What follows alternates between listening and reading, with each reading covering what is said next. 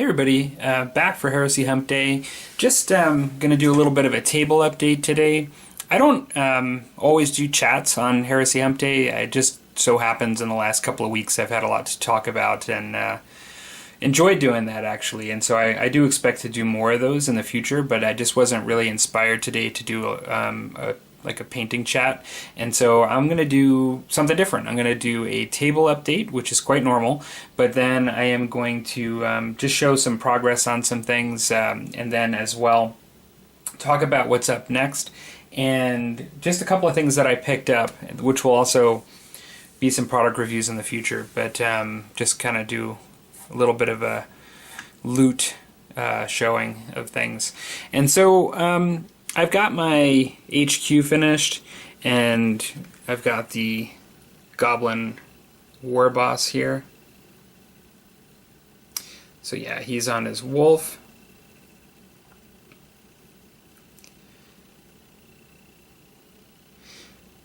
I like the idea of having a Goblin war boss on a wolf, and with sword and shield.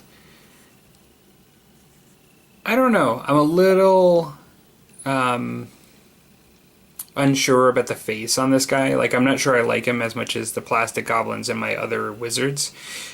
It's not bad. It looks very different, but I'm not sure it's my favorite face, for a character model. But like I said, I do like having a Goblin war boss on a wolf with sword and shield like this, and so yeah, I still think he's pretty cool. I ended up doing the face blue instead of red or yellow as I've seen it done, just because sort of, aside from drab colors for these guys, for my goblins, just leathers and furs and things, I've decided that blue is sort of their highlight accent color, and so that's why I gave him that. Okay, so that's him. I have my shaman.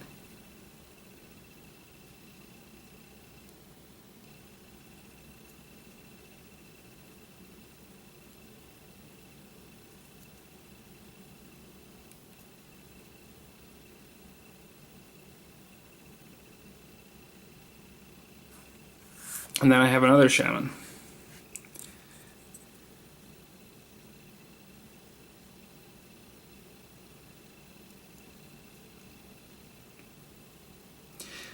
I kind of like the way this fur on the top here came out, because I wanted to have a bit of a vulture peacock kind of look, and so I did it black, and then I did a little bit of dry brushing with whites and grays to kind of create that speckled kind of look. I kind of like that. It's just something different. It just sort of came to me as something I wanted to try. Overall, I like the way both of these guys came out as far as the shamans.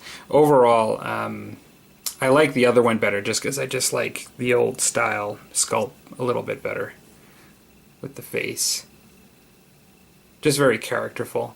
They're both actually nice sculpts, but I like that one better.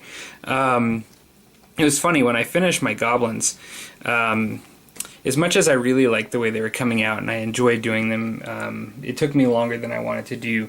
But one of the best feelings was when I binned them up just to work on something else. I was like really happy with them, but it was really satisfying to put them in the bin. So like when I kind of just have these bins just to basically put my stuff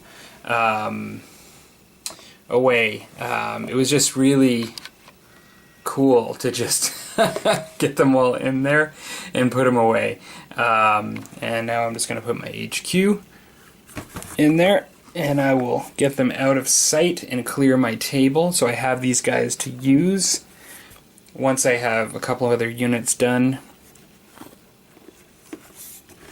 And yeah, I am going to now just show you.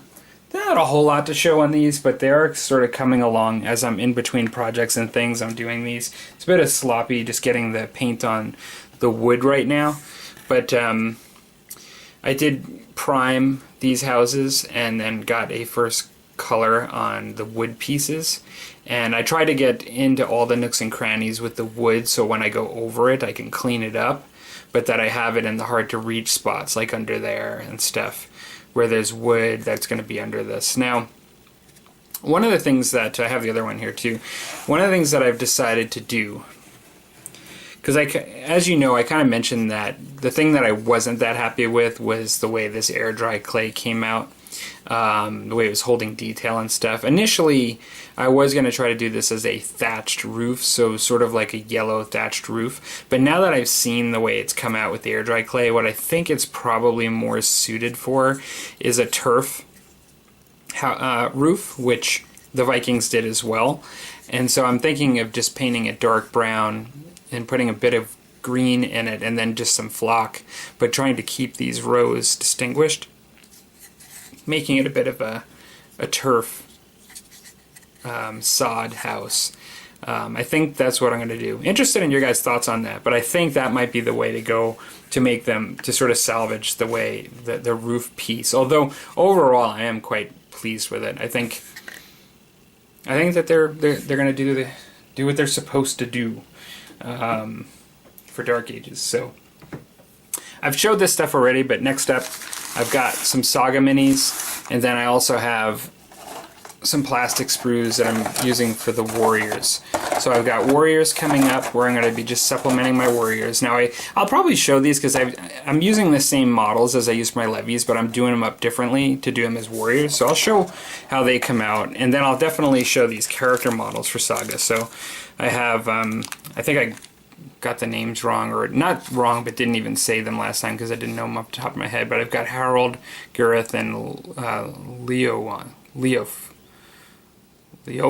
I'm not sure how to best pronounce that, but I know it's Harold and his two brothers. I've got Herward the Wake, the Anglo-Danish hero. Quite excited about that one, just to see how that ends up coming out. Or I should say how to use him in game, because he has some different rules, which is very cool. And then I also have just a Anglo-Dane war banner guy that holds a banner. So I'll do those in addition to my Dark Age plastics. Couple of things that I just picked up recently, not all at the same time, but I sent away for most of these, although this stuff I've picked up locally. I'll start with this. I got some some epoxy sculpt. So it's like a two-part epoxy product, and I researched it a bit. This is 4 pounds of it. If you take the two, it's a two-part epoxy, 2 pounds each, and so this is quite a bit. But I'm going to use this to start with for the tower that I was talking about, where I'm sculpting the tower, and I'm going to be using the two-part epoxy to do that. Before I jump into the tower, see, I'm out of the light here because I have an overhead light and I'm blocking with this huge epoxy sculpt. What I'm going to do is a review in the near future, very soon, on the epoxy sculpt.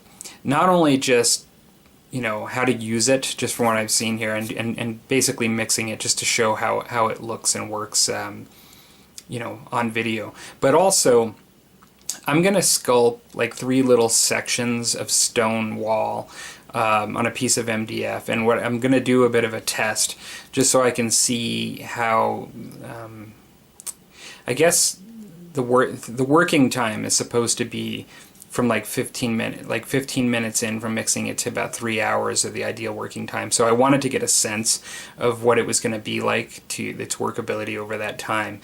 And so I was going to do a little bit on 3 different pieces at like 15 minutes, an hour, 2 hours, and maybe 3 hours, maybe 4 pieces, I'll see. But I just kind of want to get a sense of its workability, and then also just some other properties of it, like its sandability and its ability to be carved and all of that kind of stuff, just to compare it to, I guess, my experiences with other clays and other epoxies and things like that, before I start slapping it on the tower and going at it. So it'll be helpful for me, but then I also thought it might be helpful for others to document that process. So I'll be doing a product review on that coming up very soon.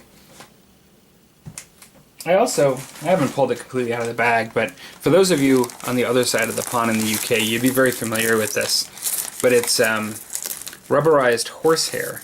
I'm planning on doing some wire trees and sculpting a bit of a plaster mixture onto these wire trees, so making my own custom trees. And then I'm planning on trying out this rubberized horsehair because I really like what I've seen. And it's not a product that you see a lot in North America. I have seen online some places in the US that use it as upholstery inside of car seats, but it doesn't look to be the same exact material. I guess it's the same material, but it's just packaged a bit differently. And yeah, I mean, it was, even that was actually a bit hard to find. It was a bit of an oddball situation where I was able to find it, but it seems to be pretty prevalent in the UK for both as upholstery in some cases, as well as for wargaming. And so I ordered 2 big sheets of this, and I'm really looking forward to trying this out. So that's another thing that I picked up recently. The other thing that I got just recently was a reference book. So I have one fairly recent viewer, I think. At least I just started talking to him recently on my Musk and Tomahawk video comments, and its name is Scott, is a subscriber, and so he was talking about this book about a American Indian costume, and so he'd mentioned that it was fairly reasonable price on eBay, and it was a really nice reference. If you take a look at this, it's a pretty thick book. I'm really quite pleased that I'd gotten this. The cheaper books online are actually used sort of library books. This is in excellent shape, so I was a little worried, like when I was getting it sort of used library book, I wasn't sure what it was going to be like, but you know, for the most part, I mean, there's a couple of stamps, you know, like it looks like a library book. I don't think it has the card piece that you slip into like the old, when I was going to libraries as a kid, you know, where you had that card piece you would slip in, but it isn't written like inside, and it's actually like in really good shape. What I would say about this book is that it's funny. I just noticed they cut a page out of it or something. I just noticed that here, but there's a piece here that's a little bit of floppy. What I noticed about the book is that if I was wanting to paint, let's say, Iroquois, for French Indian War, and I wanted a lot of detailed information on, you know, pictures and lots of reference materials on that, this probably wouldn't be the right book to go with. It does go through like all of the Indian nations like across North America. Like in some cases it's like Inuit up in Canada, you know, but they basically go through the entire country, and they kind of do it in a standardized way. You can see if you kind of go through here, like this says Southwest. They'll just talk about like the tribes of like the Southwest. Now, one thing I just wanted to show is like there's some really beautiful pictures, which for the price I got it at, I think I spent with delivery anywhere between $14 to $20. I'm not sure, but it was really, really affordable. The pictures alone were really, really cool. And so I was quite happy to get it as a reference material. But when you go through it, they'll talk about, they're just saying Southwest general dress here, but when you get to like the specific tribes, which is pretty quick, like it'll say like Apache, and then it'll talk about men's basic dress, and then it'll go into women's basic dress, outerwear, hairstyles, headgear, accessories, armor, you know, jewelry, garment decoration, face and body embellishment. And then it goes to the next type of Apache. And then it'll do that for like every single group, like what appears to be almost like across the entire US and even up into Canada. And so each sort of tribe has maybe a page and a half to 2 pages. Let me see, maybe it's more than that. Maybe, I would say 1, 2, well, 2.5, 3 pages, maybe. And it's some great information because I looked through some of the Eastern Woodland Indians, and, you know, like you can see some things that differentiate tribe to tribe, you know, in print. Like there's not really that many pictures of those tribes. but in print they tell you some detailed info, which might be of interest to folks like that are interested in the musket and tomahawks and things like that, for painting and things.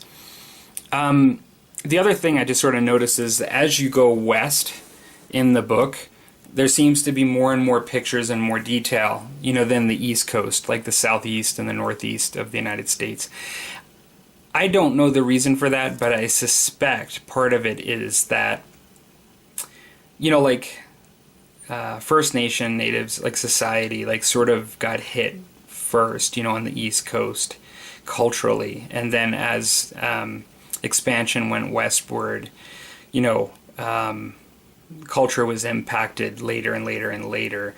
So I suspect that some of the reason why you don't see as much on the Eastern nations is because they actually were affected much sooner. But, that's just a whole nother discussion.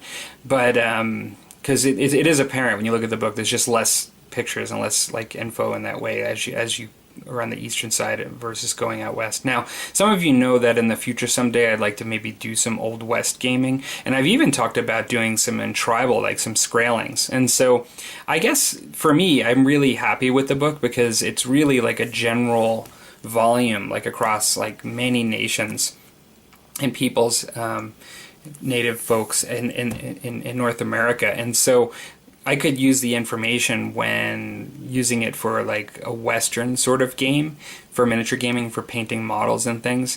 As well, I could use it if I wanted to be inspired to paint up some Skraelings. I could use it even for some of the northern Inuit and things like that, and taking inspiration from that to paint up some Skraelings.